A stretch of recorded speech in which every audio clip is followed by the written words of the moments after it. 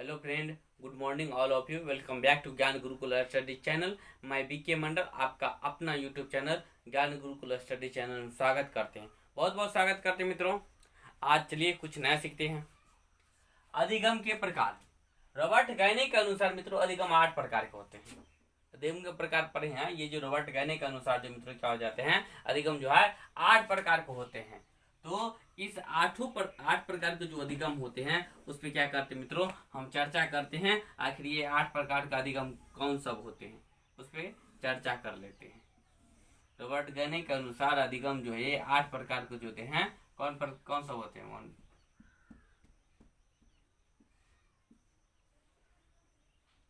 तो पहले मित्रों जो होता है, पहले क्या होता है, संकेत अधिगम। संकेत अधिगम पर संकेत अधिगम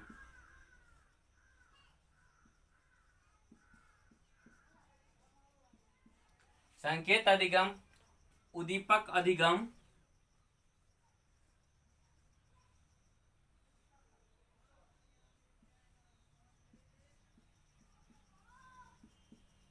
उद्दीपक अधिगम, श्रृंखला अधिगम,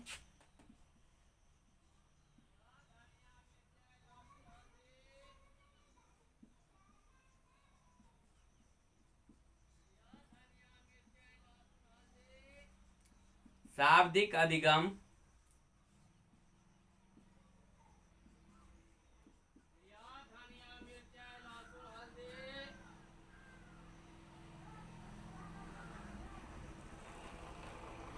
धनिया मिर्चाई लहसुन हल्दी।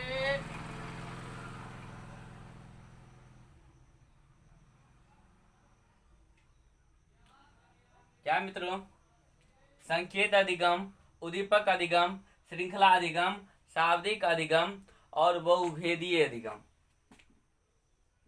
बहुभेदीय अधिगम।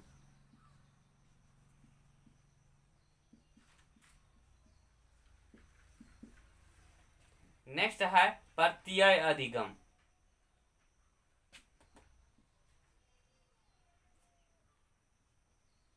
प्रत्यय अधिगम।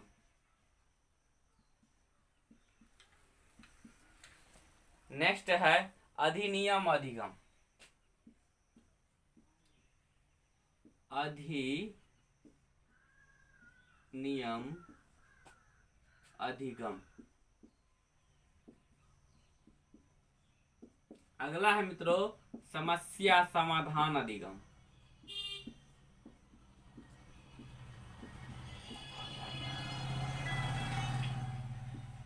समस्या समाधान अधिगम।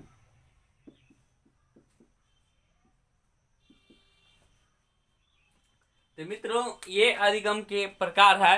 रॉबर्ट गायने के अनुसार अधिगम जो होते हैं वो 8 प्रकार के होते हैं।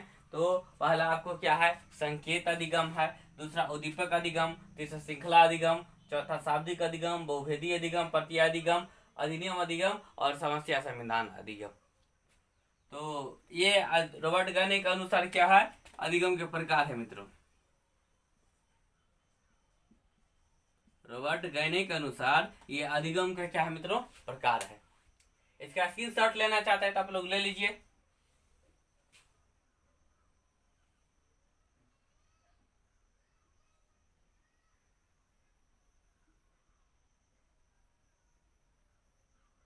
चलिए मित्रों अब आगे चलते हैं।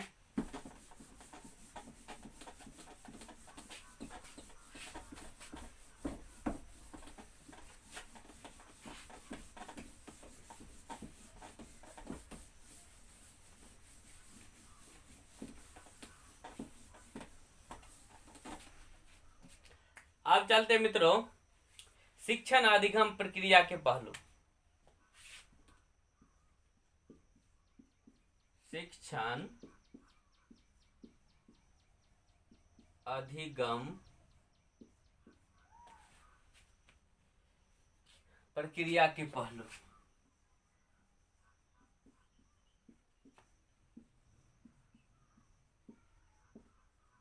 शिक्षण अधिगम प्रक्रिया के पहलू पर चर्चा करते हैं मित्रों। तो सबसे पहले क्या हो जाता है, इसमें जो होता है मित्रों, पहले क्या होता है, आपको पहले होता है शिक्षक होता है।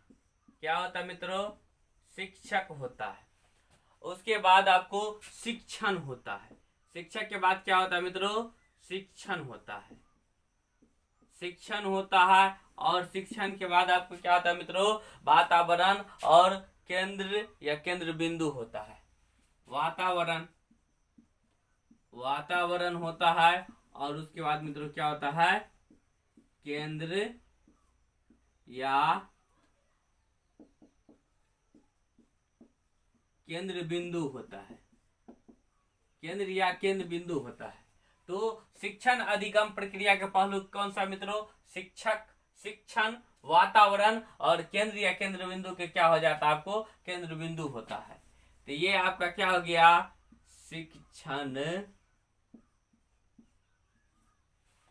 शिक्षण अधिगम प्रक्रिया के पहलू हो गया मित्रों। प्रक्रिया के क्या हो गया? पहलू। कौन कौन से पहलू है इस पे चर्चा कर लिए हैं। और देखिए, और शिक्षण अधिगम के सिद्धांत पर चर्चा करते हैं। शिक्षण अधिगम के सिद्धांत,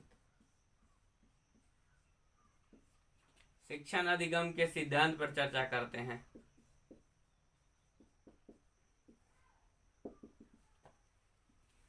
शिक्षण अधिगम के सिद्धांत कौन कौन है उस पर चर्चा करते हैं। तो शिक्षण अधिगम के सिद्धांत है म्यूटिक सिद्धांत। म्यूटिक सिद्धांत क्या हो जाता है आपको? जिसमें प्रश्नावली होता है, ठीक है, जिसके प्रवर्तक कौन है? सुकरात है। म्यूटिक सिद्धांत,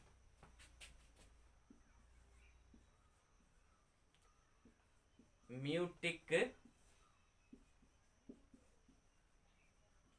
सिद्धांत।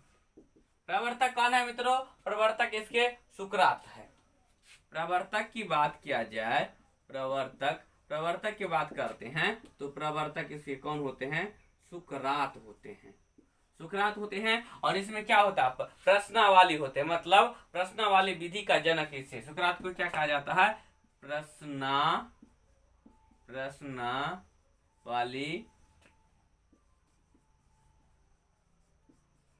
विधि के जनक। सुकरात को क्या कहा जाता है? प्रश्नावली विधि के क्या कहा जाता है मित्रों? जनक कहा जाता है। और इस म्यूटिक सिद्धांत में क्या हो जाता है? प्रश्न उत्तर होता है और इसके प्रवर्तक कौन? सुकरात है। और प्रश्नावली विधि का क्या कहा जाता है? जनक कहा जाता है। अब अगला चर्चा करते हैं अनुदेशन सिद्धांत पर चर्चा करते हैं। अनुदेशन सिद्धांत पर चर्चा करते हैं मित्र। अनुदेशन सिद्धांत क्या होता है उस पर चलिए चर्चा कर लेते हैं।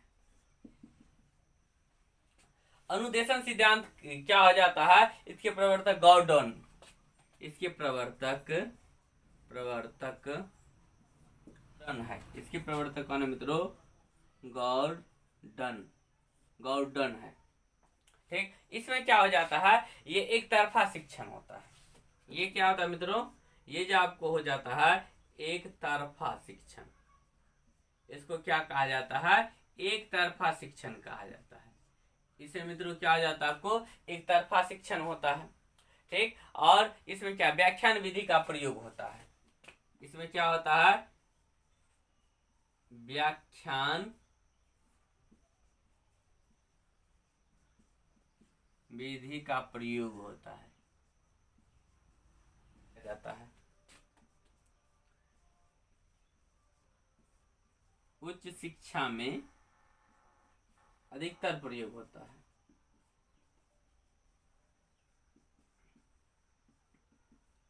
अधिकतर प्रयोग होता है। यह जो मित्रों जो है और उस शिक्षा में क्या होता है आपको? अधिकतर प्रयोग होता है। ये जो उस शिक्षा में क्या होता है मित्रों? ये उस शिक्षा में अधिकतर प्रयोग होता है। उच्च शिक्षा में क्या होता है मित्रों? ये अधिकतर प्रयोग होता है और इसकी क्या हो जाता है? ये कैसा होता है? रेडियो, टेलीविजन, यूट्यूब के माध्यम से शिक्षण किया जाता है। रेडियो, टेलीविजन,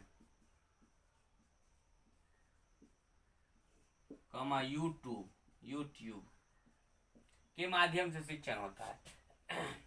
तो अनुदेशन सिद्धांत जो प्रवर्तक गॉर्डन है मित्रों, और ये क्या हो जाता है, एक तरफा शिक्षण है। और उच्च शिक्षा में अधिकतर प्रयोग होता है व्याख्यान विधि का प्रयोग होता है, व्याख्यान विधि का प्रयोग होता है मित्रों। क्या हो जाता है, व्याख्यान विधि का क्या होता है, इसमें प्रयोग होता है। और ये जो है रेडियो टेलीविजन यूट्यूब से क्या हो जाता है, उनके माध्यम से शिक्षण दिया जाता है। मान लीजिए कोई शिक्षक इसमें बैठे रहते हैं और शिक्षक किसी पॉइंट पर, किसी विषय वस्तु पर वो व्याख्या करते रहते हैं और व्याख्या करके उसको बताते रहते हैं, और जो बालक होते, जो बच्चे होते, जो छात्र होते, जो छात्राएं होते हैं उसको सुनते हैं और वो व्याख्या करते रहते हैं। और ये शिक्षण जो है कहीं एक जगह बैठ करके और वह व्याख्या करते रहते हैं और इस पे मतलब व्याख्या करके बताते रहते हैं और छात्र छात्राएं बालक सब समझने लगते हैं। और ये जैसे मान लीजिए यूट्यूब के माध्यम से जब पढ़ाया जाता है तो शिक्षक कहीं रहते हैं और किसी विषय वस्तु की व्याख्या करते हैं और उसको क्या करते हैं, बालिकाएं चाहे छात्र छात्राएं उसको देखते हैं और देख करके उसको क्या करते, सुनते हैं, समझते हैं। तो ये इसमें क्या हो जाता है, ये अनुदेशन सिद्धांत है। प्रवर्तक कौन है, गॉर्डन है। ये एक तरफा शिक्षण होता है, व्याख्यान विधि का प्रयोग होता है और उस शिक्षा में अधिकतर प्रयोग होता है और रेडियो टेलीविजन और यूट्यूब के माध्यम से इसमें क्या किया जाता है, शिक्षा दिया जाता है। इसका स्क्रीनशॉट लेना चाहते मित्रों ले लीजिए। तो पहले पर है शिक्षण अधिगम प्रक्रिया के पहलू।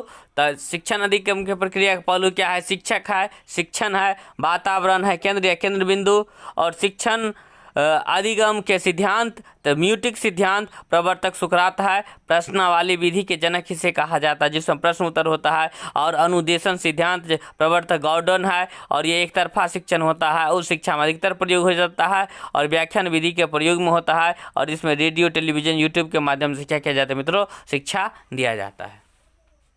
ले लिए होंगे आप लोग स्क्रीनशॉट।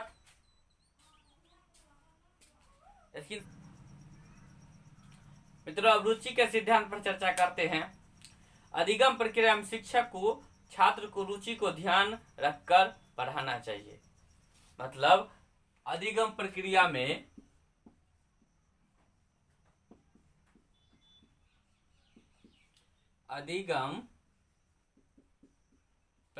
में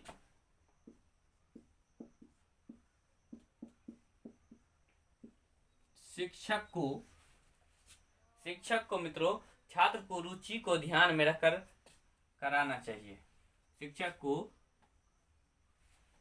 जब तक छात्र को रुचि नहीं आएगा किसी विषय वस्तु को पढ़ने में तो वो छात्र सही ढंग से अधिगम नहीं कर पाएंगे। इसलिए क्या करना चाहिए, शिक्षक को क्या करना चाहिए, उस विषय वस्तु के प्रति उसको रुचि जगाना चाहिए, तब छात्र पढ़ते हैं। शिक्षक को छात्र को रुचि को ध्यान में रखना चाहिए। शिक्षक को छात्र के रुचि को ध्यान में रखना चाहिए, रुचि को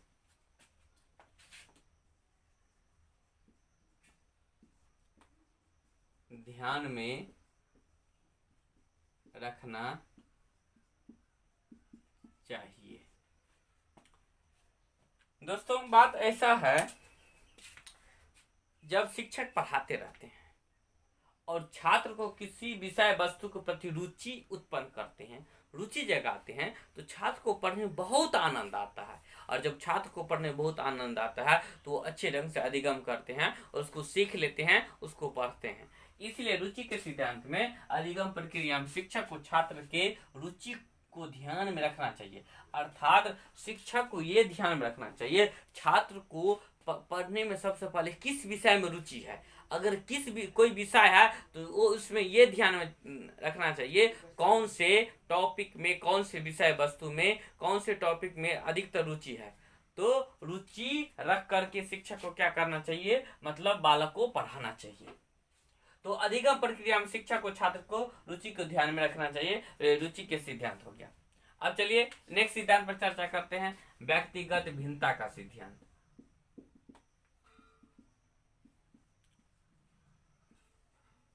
व्यक्तिगत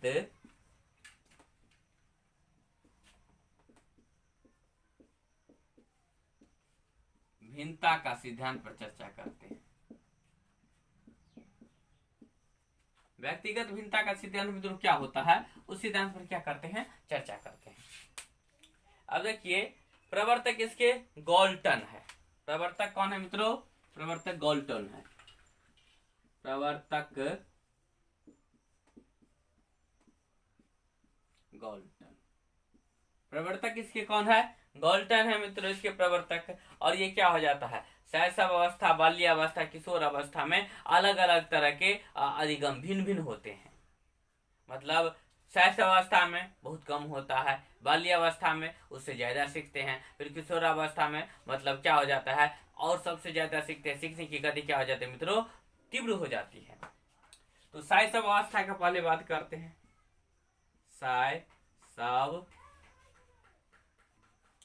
शैशव अवस्था, बाल्यावस्था,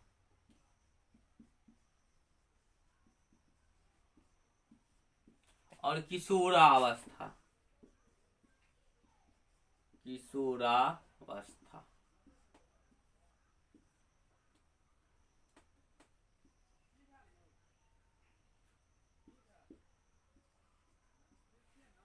किशोरावस्था। तो शैशव अवस्था में सीखने की गति बहुत कम होती है, सबसे कम। और क्या हो जाता है? बाल्यावस्था में ज्यादा सीखता है।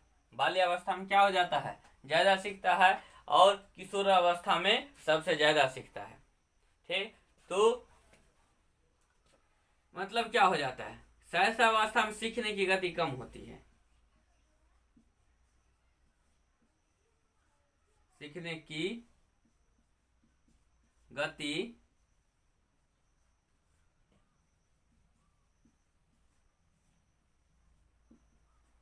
गति मित्रों क्या होती है? कम होती है शैशव अवस्था में। बाल्यावस्था में क्या हो जाता है? सीखने की गति ज्यादा होती है।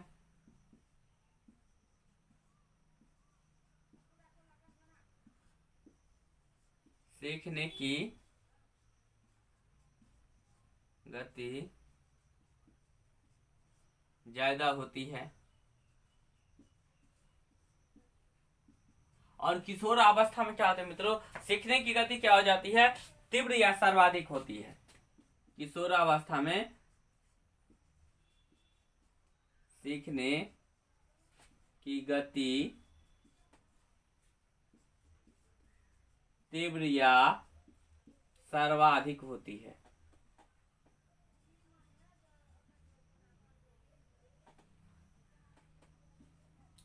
सर्वाधिक। शैशवावस्था में सीखने की गति मित्रों कम होती है, बाल्यावस्था में सीखने की गति ज्यादा होती है, और किशोरावस्था में सीखने की गति तीव्र या क्या होती है मित्रों? सर्वाधिक होती है। ठीक, और शिक्षक उपरोक्त अवस्थाओं को ध्यान में रखकर शिक्षण कार्य करवाना चाहिए। और मित्रों क्या करना चाहिए? शिक्षक को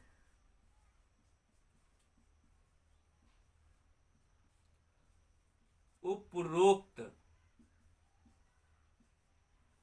अवस्थाओं को ध्यान में रखकर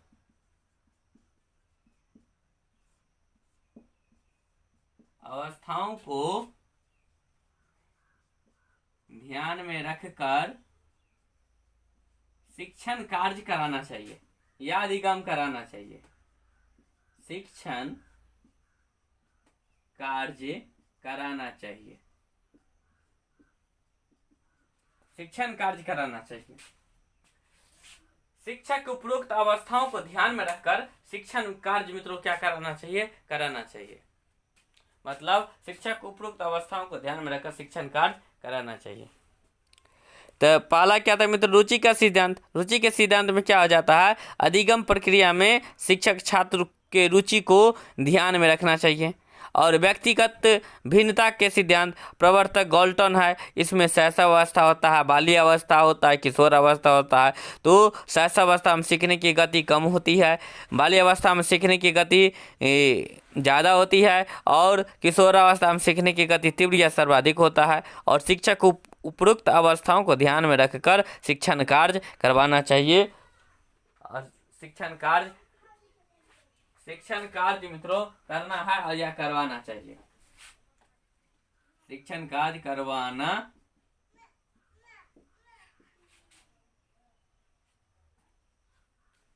ले लिए होंगे स्क्रीनशॉट।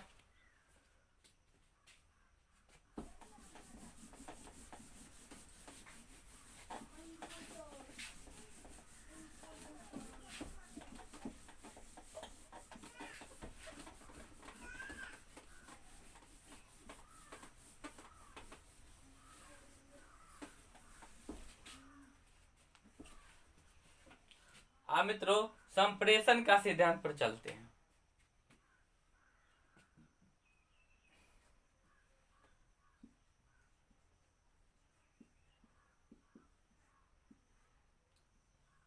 संप्रेषण का सिद्धांत,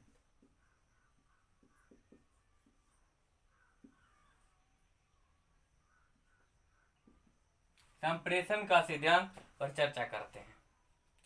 तात्पर्य क्या है? विचार का आदान प्रदान। संप्रेषण सिद्धांत का तात्पर्य ये होता है मित्रों, विचारों का आदान प्रदान। इसका तात्पर्य की बात करते हैं।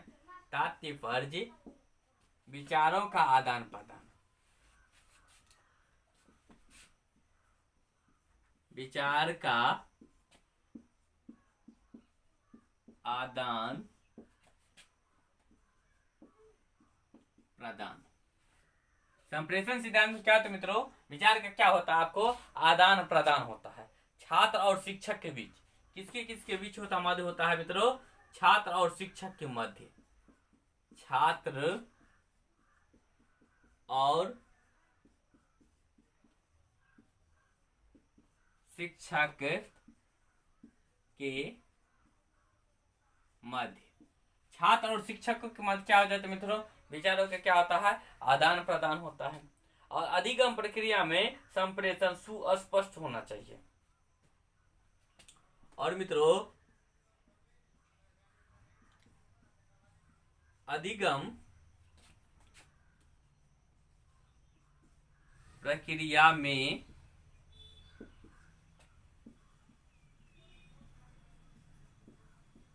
संप्रेषण सुस्पष्ट होना चाहिए। अधिगम प्रक्रिया में मित्रों संप्रेषण सुस्पष्ट क्या होना चाहिए? होना चाहिए। तो संप्रेषण का सिद्धांत तात्पर्य विचार का आदान प्रदान छात्र और शिक्षक के मध्य होता है। और अधिगम में संप्रेषण। मनोरंजन के सिद्धांत में क्या सब होते हैं? शिक्षक का शिक्षण जो है मनोरंजन युक्त होना चाहिए। शिक्षक का शिक्षण मित्रों क्या होना चाहिए? शिक्षक का शिक्षण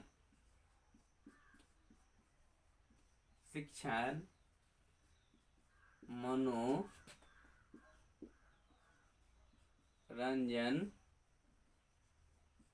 युक्त होना चाहिए। मनोरंजन युक्त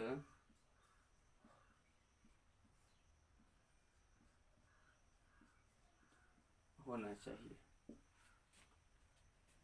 शिक्षक का शिक्षण क्या होना चाहिए मित्रों? मनोरंजन युक्त होना चाहिए। यह आपका मनोरंजन का सिद्धांत है। अगर कोई शिक्षक शिक्षण करता है और मनोरंजन युक्त से ध्यान देते हैं, मनोरंजन संबंधित पाठ पढ़ाते हैं, तो बहुत आनंद आता है बालक को।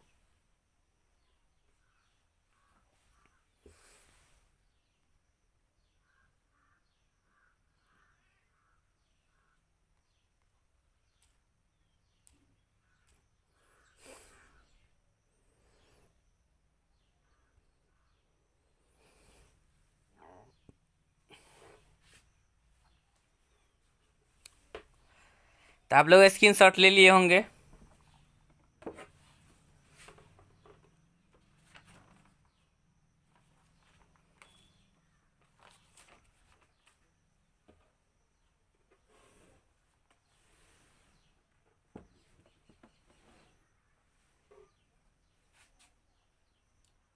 चलिए मित्रों अब आगे चर्चा करते हैं आवृत्ति या पुनरावृत्ति का सिद्धांत।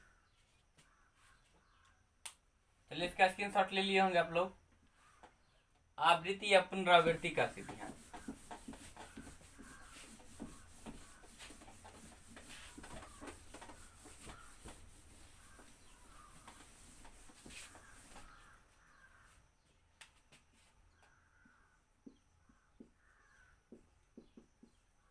आवृत्ति और या पुनरावृत्ति का सिद्धांत।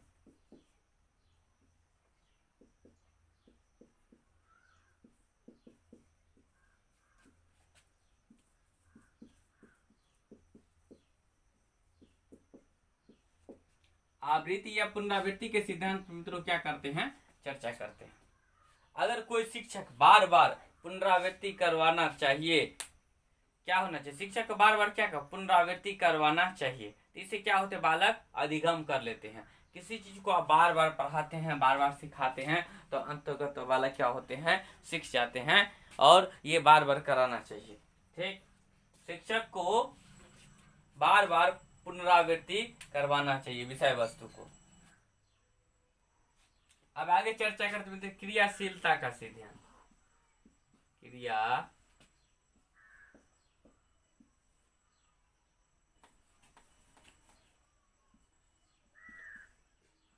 आगे मित्रों चर्चा करते क्रियाशीलता का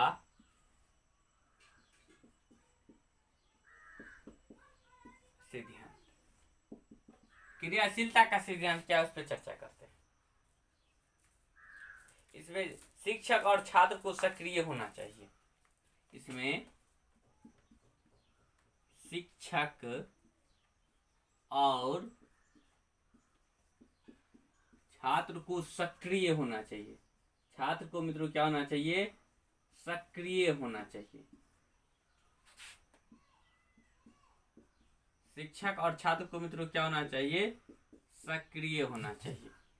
शिक्षक और छात्र को क्या होना चाहिए मित्रों, सक्रिय होना चाहिए। अब नेक्स्ट चर्चा करते हैं लचीलेपन का सिद्धांत। क्या हो जाते हैं, जब शिक्षक और छात्र क्या रहते हैं, सक्रिय रहते हैं, तो अधिगम बहुत अच्छे ढंग से हो पाते हैं और अधिगम अच्छे ढंग से कर पाते हैं। नेक्स्ट है लचीलेपन का सिद्धांत। लचीलेपन का सिद्धांत।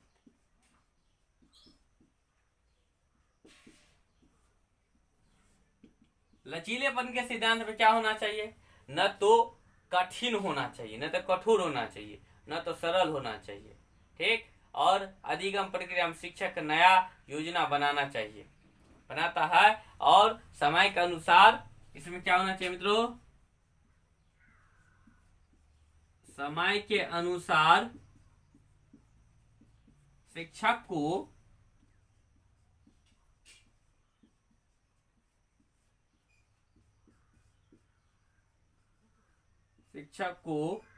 न तो कठोर और न सरल होना चाहिए, न तो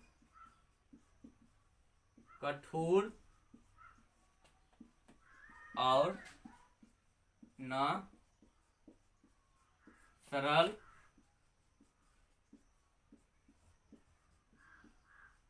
होना चाहिए। शिक्षक अगर छात्र के साथ लचीलेपन के साथ पेश आते हैं, व्यवहार करते हैं, तो वो छात्र जो है, जो भी समस्या रहते हैं, जो भी डाउट रहते हैं, उससे क्या करते हैं, शिक्षक से आराम से पूछते हैं और शिक्षक से आराम से पूछ करके क्या करते हैं, उसको समाधान कर लेते हैं।